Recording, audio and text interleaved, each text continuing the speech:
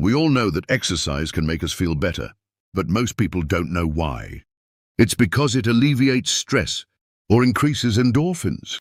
But the real reason we feel so good when we exercise is it allows the brain to function at its best. In my opinion, this benefit is far more important than its effects on the body. Strengthening muscles, improving cardiovascular health are essentially side effects. The true aim of exercise is to shape and regulate the brain. Nowadays, we spend most of our time sitting behind desks or lounging on sofas. Our lives have essentially become devoid of physical activity. This has become the norm over the past century. What's even more disturbing is that inactivity can not only damage our brains, it may also cause our brains to shrink. Now you might wonder, if we don't exercise as frequently, why would our brains shrink? The real question we should be asking ourselves is, why do we need a brain? You might say we have a brain to generate ideas or to analyze different situations, but the answer is that only moving creatures require a brain.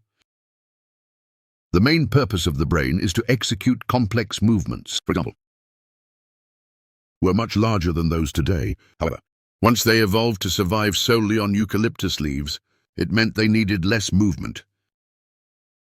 The fewer complex actions, the less brain is needed.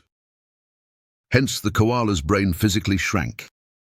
So the brain is not a static organ that cannot change. In certain cases, it may shrink or degenerate. Guess what the best thing you can do for your brain today is? That's right, it's exercise. Especially high-intensity aerobic exercise, such as jumping rope, running, swimming, and badminton. Research shows that engaging in about half an hour of high-intensity aerobic activity 3 to 5 times a week can slow down brain degeneration. Besides preventing brain shrinkage, what other benefits are there? It can improve learning abilities and increase attention. It can also reduce depression and alleviate stress. It even helps to prevent cognitive decline and Alzheimer's disease. If you are a woman, your mood swings will be less frequent. If exercise came in pill form, it might gain widespread recognition and acceptance. However, unfortunately, it doesn't have the marketing power of some prescription drugs, plus you have to put in the effort. That makes it less appealing. But it is one of the best remedies for many mental health issues. Dr. Jung Reedy, author of Spark Art, states, exercise is like taking a bit of Prozac and a bit of Ritalin. Prozac is an antidepressant, while Ritalin is used to treat ADHD. It's well known that exercise increases serotonin, norepinephrine, and dopamine, all of which are important neurotransmitters that affect thoughts and emotions. It's just that increasing neurotransmitters through medication comes with a lot of side effects. But when you exercise, your brain not only increases neurotransmitters, but also balances them. It's well known that some women experience wild mood swings at specific times each month. But it's actually not their fault, because their hormones are out of balance. Exercise will help mitigate the negative impacts of hormonal changes. And for others, it will enhance the positive effects. But overall, exercise has the most profound impact on learning. Now, the frontal lobe of your brain is firing signals about the content you are reading and listening to. And how much you absorb has a lot to do with the balance between neurochemicals and growth factors that bind neurons together. If you exercise for half an hour this morning, then you can sit quietly, focus on this video, and your brain is more capable of remembering more information. A study from 2007 found that people learn vocabulary faster after exercising. A study from 2013 showed this is all thanks to a protein called brain-derived neurotrophic factor, also known as BDNF. BDNF nourishes brain cells and promotes their growth. Just like plant fertilizer supports plant growth, BDNF can also act as fertilizer for the brain.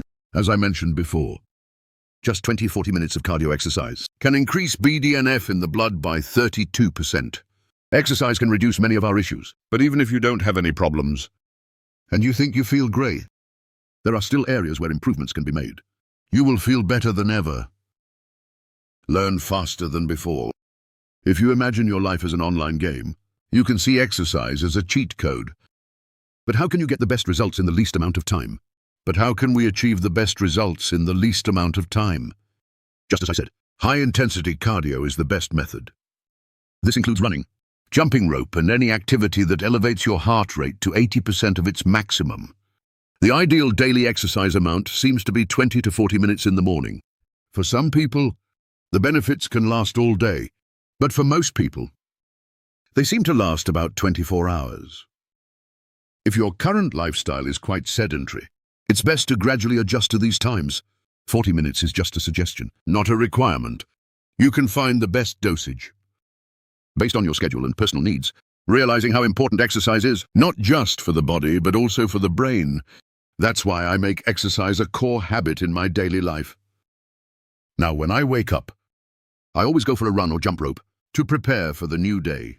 I feel more energized, less stressed, and able to process more information with less stress. I hope this video inspires you to do the same. Make exercise a core part of your daily life. Thank you for watching. Before becoming better than yesterday, please don't stop progressing. And don't forget to follow me